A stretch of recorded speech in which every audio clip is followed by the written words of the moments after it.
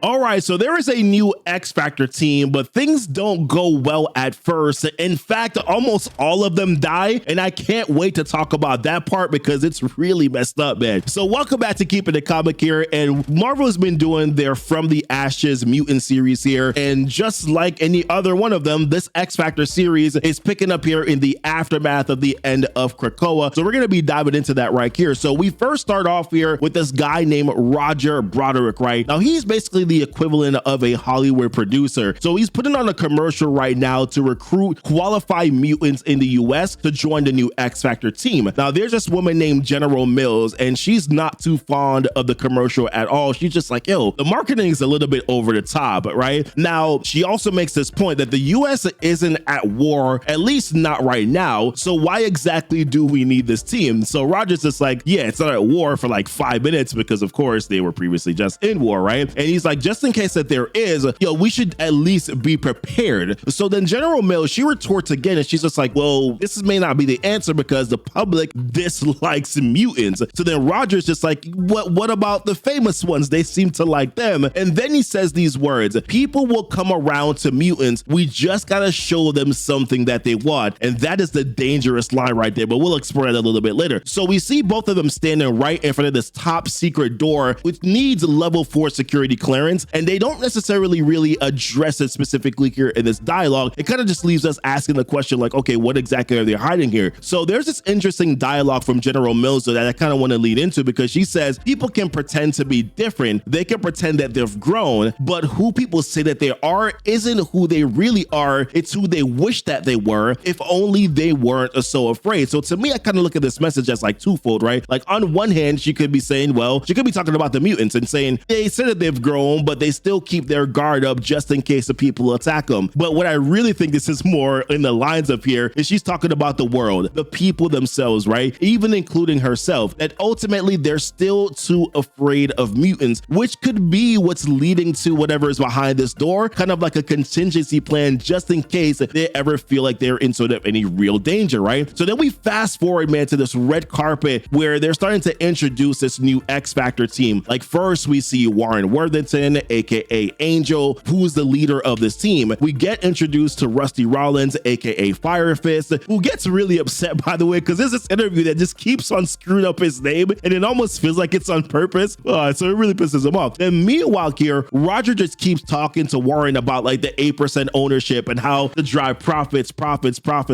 right? And then we meet their youngest member named Daniel Choi, aka Cyber. We also see Pharaoh, she's a part of this team as well. And then we see Beast for like a little while here, but if you're following the other X-Men mutant series here, you're just like, that's not the real Beast. And then the people learn that in the second year, because in about like 2 seconds, the person, they shapeshift. The person's name is actually Cameo. That's the mutant here that was pretending to be Beast. And you can see like the level of disappointment, man, by the fans. It is absolutely comical. So while they're walking down the carpet here, like Angel then gets egged by a fan. Well, it's actually not a fan, because apparently there is a mutant underground group called Refusenex, and they're pissed off about any mutant that's joining the X Factor team and thinks that mutants overall should boycott all human nation states. They believe that Krakoa was like a utopia, and basically like Krakoa is kind of being misremembered here, and they don't really like these shenanigans that are going on. But as it pertains to the X Factor team, things go awry right here, because later on they go on this mission, right? And they're supposed to be attacking the headquarters of this mutant group called the X-Term team. And the mission is an absolute failure because listen, the team is young, they're inexperienced, there's literally never trained together. Angel had to ask Cyber like, yo, what exactly do you do? Fire Fist, like he catches himself trying to flame up someone that has a flame retardant suit on. Cyber, whose powers are to let off like strong magnetic pulses, he has to barf after using his powers. Cameo, he shapeshifted into one of the X-Term team members here, and then he gets made by members from the X-Term team, and then when they tackle him, he fires off the gun inside of that room, which then causes an explosion. So the leader of the X-Term team was able to get away, but the building falls on Fire Fist, and then Pharaoh, she gets impaled multiple times, so she's dead,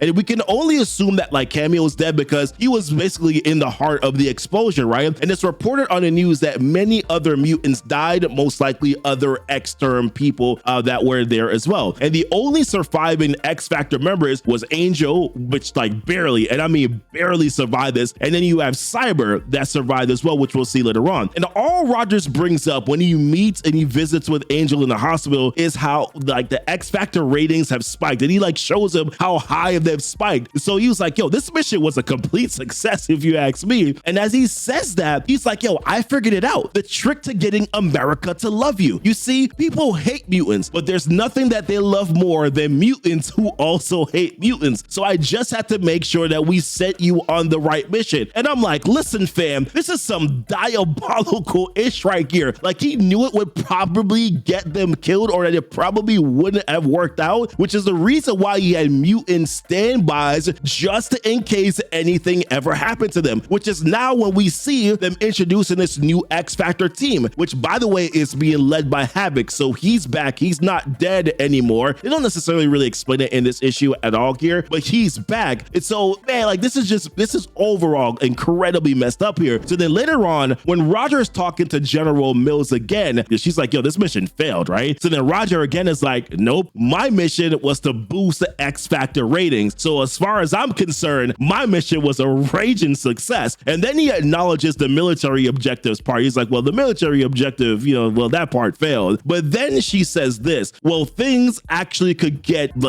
much worse here, especially if they find out what we're keeping behind that top secret door, which once again, we don't know exactly what that is. Now, one thing that we did not talk about here is that Havoc, prior to joining the X Factor team, prior to them, the other X Factor members dying here, he was able to meet the leader of the X-Term team. Now, the X-Term team here, as we mentioned, is a military mercenary group. Now, they're Russian, and they want mutants to unite basically against other governmental bodies here, those who basically try to control mutants to do their bidding to enhance their world. I'm kind of paraphrasing here and sort of kind of like minimalizing it a little bit here, but that's basically the gist of it. Now, Havoc, who was on standby for X Factor, as I mentioned, he sees X Factor as like the lesser evil, right? Now, Lorna, aka Polaris, she doesn't like the idea of X Factor at all. She believes that they essentially would be used in Havoc. And Havoc is like, yeah, I know that they're doing that, but once again, I feel like they're the lesser evil in comparison to other teams like the X-Term team, because he feels that this way he can kind of help to decide the fate of mutants by keeping them out of coffins, like basically what happened, you know, when they threw them on that mission. He believes that he can kind of like still play their game while basically playing the game that he wants to play, so like a game within the game. But the thing about Lorna, Polaris, she's just like,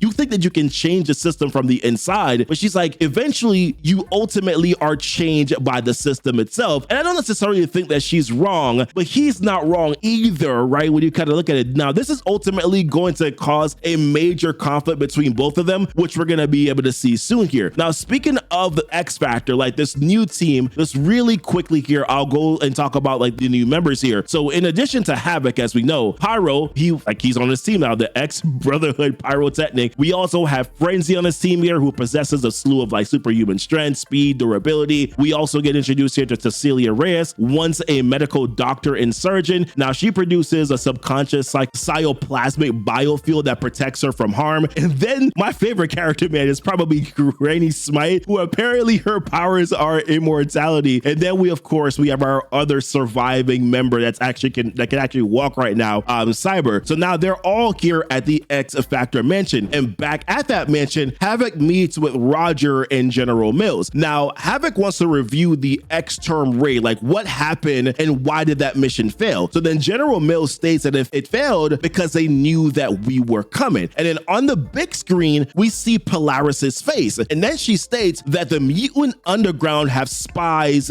everywhere. Now, ultimately, what did you think was going to happen here? Like, that pisses off Havoc. And General is like, listen, I'm not accusing her of anything. However, they need to know whether or not someone close to the team is working with the mutant underground. They need to know before they go on any other mission. They need to find out who is essentially feeding these secrets. So that night, right, Havoc had promised Polaris that he would go to a meeting with her. Now, when they get inside, you see this group of mutants sitting around with a mutant named Bruin leading the meeting. I'm not gonna lie to you, it was very like cult-like, right? If you kind of look at it this way. Now, his main points here are about basically since the end of Krakoa, that they have no other choice but to live in a human world, and that they will ultimately never be accepted unless under under the humans' terms. In fact, that they as mutants shouldn't have to be useful to them in order to be able to receive their love. And all that they view them as is ultimately performers. And instead of trying to like perform for them to accept us or accept them, they should just accept humans for who they are and understand that no matter how much that they work, that humans are ultimately never going to change, and accepting the fact that they can never serve them and essentially never willingly join their metaphorical circus. Now that speech didn't take the way that he thought that it would, right? Because Havoc, he gets pissed because he's like, yo, so this is like an intervention or something, right? It was this whole meeting for you just to try to convert me? So then he says, General Mills was right about you spying on us. But Bruin is like, nah, we don't want anything to do with X Factor, actually. We don't want you to spy for us at all. We want you to quit X Factor. But then right then, one of the other guys sees that Havoc is wearing a button camera on his jacket, which really hurts Bruin's feelings. Like you can see how like distraught he is in this moment. And same also with Polaris as well. Like she's incredibly distraught by this too. So General Mills, seeing this because they're watching what's going on the feed from the camera, right? She sent out an extraction team to be able to get Havoc out of there. So the rest of the group, they just want to go ahead and kill Havoc because of the betrayal that they feel. But Bruin is like, no, dude, like this is how they divide us. We're playing right into their hands. But the group is not having it, man. They like knock Bruin down to his knees. One gives orders to also kill Polaris too. So Havoc is like, yo, don't touch my woman. And then like plasma blasts him all the way back to the wall. Then Polaris, she steps in and starts to control the rest of them to basically be like, yo, get off my man, right? So then Havoc's extraction team, aka the rest of the X Factor team, they swoop in and they come in, and they come in with a pretty big bang too as well. Pyro blasts a few of them out of there to give Polaris and Havoc time to be able to get back to the plane. And once they get there though, Polaris is like, no, I don't want to go with you, stating like, Alex, I can't. These are my people here, referring back to the underground people that she's talking about. She's like, this is where I belong. And my big question here is like, they're not going to sleep in the same bed tonight, are they? Because that would be incredibly awkward if you ask me. And that's pretty much basically where, you know, this wraps up here. So interesting story. Curious to see how this all plays out here. Check out this playlist for more of these issues as they do come out over time. Check out our new videos over here to the right. Leave a like for the algorithm as well. Subscribe for more. Join our Discord. And as always, guys, thank you so much for kicking it with Keepin' It Comic.